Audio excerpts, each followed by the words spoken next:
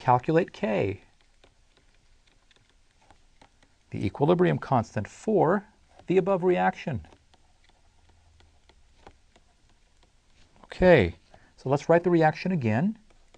We have Cr2O7 minus plus 14H plus 3Zn going to 2Cr3 plus 3Zn 2 plus, and is 7H2O, right?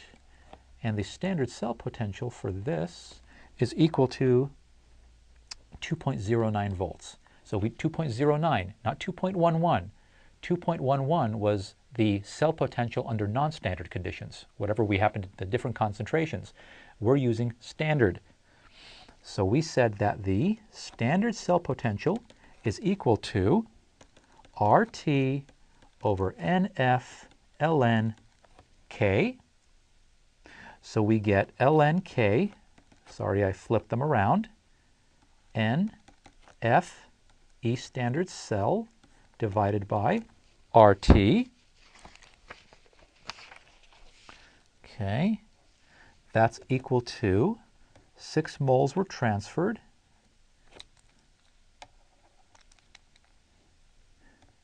96,485 coulombs per mole, 2.09 joules per coulomb over 8.3145 times 298 Kelvin.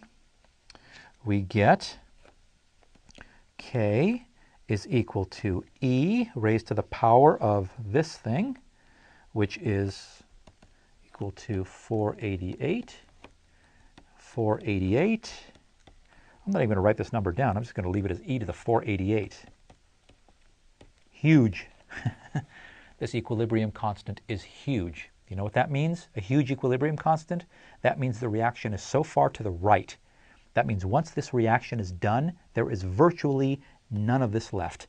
Everything has turned to chromium 3 plus, everything has turned to 7 zinc plus, and there's a whole bunch of water floating around in that cell. Now at equilibrium, yes, there's always a little bit of reactant left, but in this case, you know, this is so huge that it's not even noticeable. That equilibrium is actually a theoretical state. This is definitely completion at its best. This is very typical.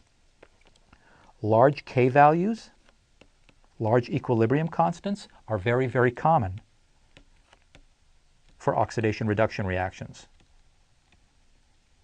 Very common for redox reactions.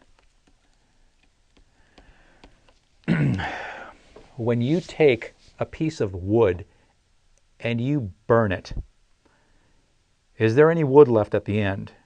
No. That's an oxidation reduction reaction. You're taking organic matter and you're converting it. You're oxidizing the carbon. You're turning it into carbon dioxide and water.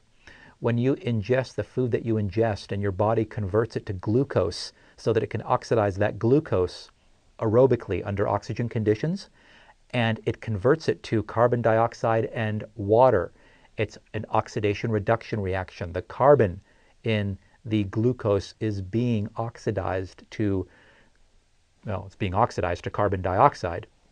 So the fact that these things release so much energy is confirmed by the fact that the equilibrium constant is going to be very, very huge. You're not going to have a lot of reactant left over. It's going to be all product.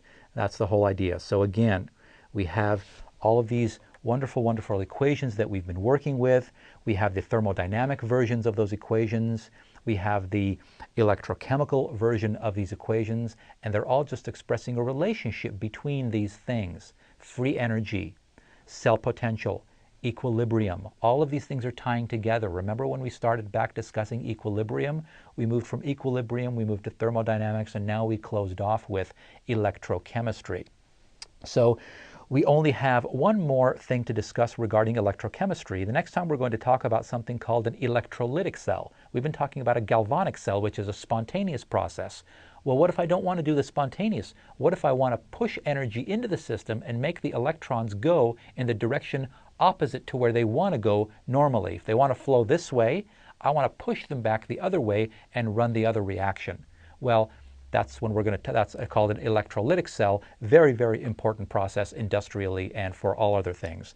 It's how you recharge your batteries. When a battery discharges, we push the electrons back through the wire and back into the original compartment they came from, like a NiCad battery.